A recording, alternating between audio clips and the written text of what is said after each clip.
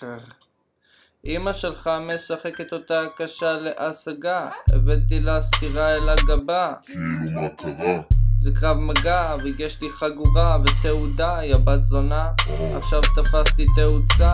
אחוש שרמוטה, אחוש שרמוטה, אבל אחוש שרמוטה, כן, בלי שום בעיה, כן, הכנתי לי פרוסה, לחם עם ריבה, אין סיבה למריבה, יש סיבה לעוד ריבה, אני נכנס לממלכה, מנשק את המזוזה, תביאי משאלה, או שתכיני לי חביתה.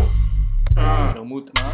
שלט של המזגן, תוך הכוס שלה, הוא מחונן, נותן לה מנורה, מכה על עמוד שדרה. וואלה בן זונה, השלט של המזגן. אם אתה יכול לפתוח לי את הדלת הראשית, הכניסה ללובי.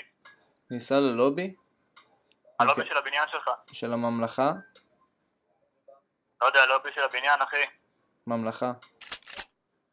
אכלתי בתחתית, ואז עליתי במעלית, ואז שתיתי שוקולית, ואז אכלתי ארגלית, ואז נסעתי במונית לתחנה המרכזית. יש לי שם צהרונית, למדריכה קוראים רונית. לא, אני לא יחזור שנית, אוכל ספגטי עם כפית, כותב ורסים על מפית, דוחף על רולר לגלית, כי אני לג'יט וגם הפאקינג שיט. קח את הדלת של הכניסה ללובי. לארמון, זה ארמון הבית שלי, ארמון. אני גר בארמון, יש לי מזרקות שמוציאות זהב על בחורות ערומות.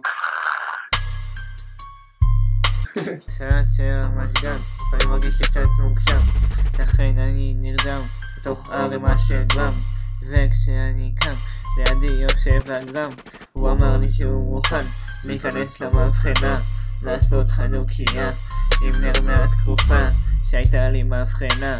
הצבע לא נורא, כי תמור הייתה סגורה, יש לי לשם יציאה עם גוזן הנשמה. אתמול הבאתי בנהמיה, דחפתי לנהמיה, אני דחפתי לנהמיה. חני זה אנחנו שרמוטה ולא שכל, פורילדו. אתה סתם? כן. מה זה? עכשיו זה חורה. אחי, שכבתי עם איזה 30 איש בכללי.